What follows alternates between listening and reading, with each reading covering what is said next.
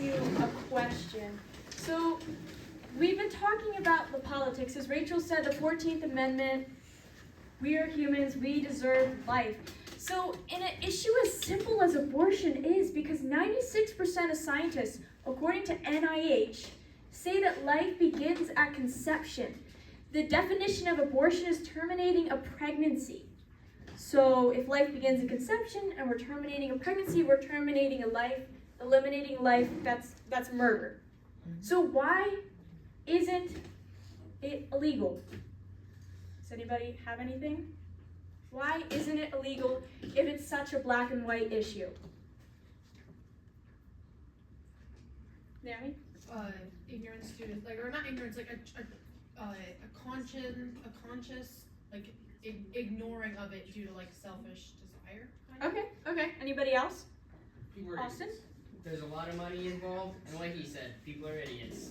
Okay. Brendan? There's a lot of powerful people that think the world's overpopulated, so they indoctrinate the next generation into thinking murder's okay in various ways. Okay. Are any of these more, let's say in a culture of science, are any of these more valid than science? 96% of scientists, that's a really high number. Just saying, scientists don't always agree. So, why isn't it illegal? Because it's not just a political issue. This is a religious battle. Seth Gruber called abortion the sacrament of Satan. Margaret Sanger, the founder of Planned Parenthood, evil woman, said that the worst sin you could do was to bring a child into this world. So my talk today is focused on how abortion is not a political issue, not just a political issue. And once you realize this, you realize the way you have to defeat something as abortion. You have to take a different approach. You see, abortion is a mockery of our Christian faith. The abortion doctrines are inversions of Christian doctrines. They're the exact opposite. For example, we have, this is a quote from the Gospel of John. "A new command I give you, love one another as I have loved you, so you must love one another. By this everyone will know you are my disciples if you love one another." I love this quote. This is my favorite Bible verse because it tells you what it means to be pro-life. It means to love one another. That's what, as Christians, we're supposed to love. We're supposed to live out our lives for others. And the abortion industry says, no, you're the only one that matters. You don't have to live out your life for others. You shouldn't, because that's how you ruin your life. That's what they say.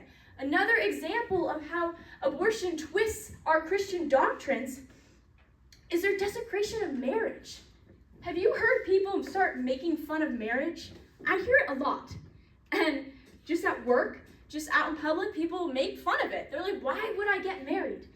I was on social media looking at pro-choice pages, and I looked at the pro-choice men's page, and they had this big thing that said, why would I want to get married to my girlfriend of 9 years? They think marriage is old-fashioned. But Jesus tells us to get married. All the way in Genesis, it states, "Therefore a man shall leave his father and his mother and hold fast to his wife, and they shall become one flesh." Marriage is beautiful and marriage is important. That's not what abortion wants. That's not what abortion teaches. And thirdly, I can't go into all the ways that abortion twists Christianity's teachings because I don't have a lot of time. But another way is Christianity blesses children. Jesus himself goes out of his way to show love for children.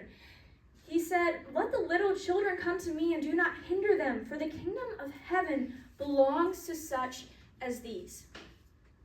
So that's just 3 ways abortion twists Christian teachings into their own demonic religion.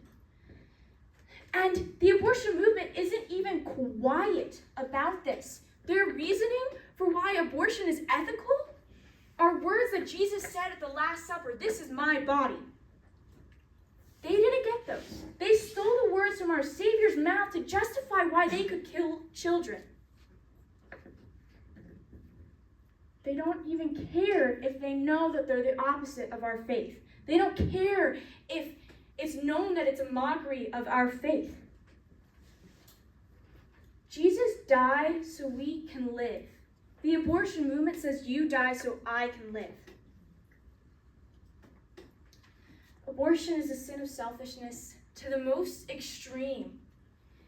And it's abortion is Satan's greatest campaign in all of history. It's his favorite child because he has convinced so many people it's a woman's right. He has convinced women that they're not good enough to be mothers, that they're not good enough to have a child, to work hard for a child. He's convinced men that they shouldn't become husbands because who wants to become a husband? He's convinced families that the best thing to do for their daughter is to pressure her into having an abortion. The pro-choicers, the people that believe abortion is a right, they're not our enemies, they're victims. They believe they can kill babies. Think of how terrible that is to think that. Satan is in their brains. He's convinced them. And if we don't show them the truth and the love of Jesus Christ, we're never going to end abortion. Because then Satan will thrive. So how do we fight an issue? How do we fight a not political issue? So if Satan runs the pro-choice movement, who runs the pro-life movement? Jesus. And I can assure you Jesus is much stronger than Satan. How do we end it? We love one another. And I know it sounds super cliche to be like, oh, the way you end abortion is by love. But that's how we do it. Because we need to show women that they can be mothers, and that is the most beautiful calling in the world. We need to show men the beauty of loving their women, of caring for their children. We need to bring back love, and we need to bring back families. And I can assure you, as beautiful and as easy as it sounds, it's not going to be easy. Because you are fighting Satan when you say you're pro-life. When you say you're willing to go out and fight for the babies, Satan does not like that. You strike at his heart. You strike at his most successful campaign, and he's not going to like that. He does not want you, especially to go outside, pray outside Planned Parenthood. He doesn't want you to volunteer at the pregnancy centers. Those two things are so important. That's how hearts get changed. He doesn't want you to. And so you know what he's going to do? He's going to make you scared. He's going to make you think, oh, I'd rather sleep in than having to get up at 7 a.m. and go to pray outside Planned Parenthood because that's boring. I'd rather do other stuff. That thought's not from God. Satan doesn't want you to go out. Be mindful of that.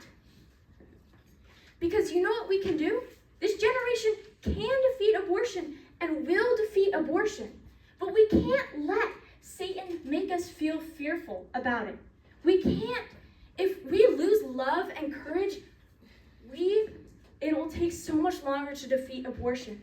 Because we can. If we love and we're courageous, we can see abortion defeated in our lifetimes. I am positive of this because we have God on our side. And with God, all things are possible. So, join me on this fight. If you're not a part of my Students for Life group, this was kind of my pitch to get you to join. So, please contact me afterwards, and I'd love to help you guys. Let's defeat abortion, okay?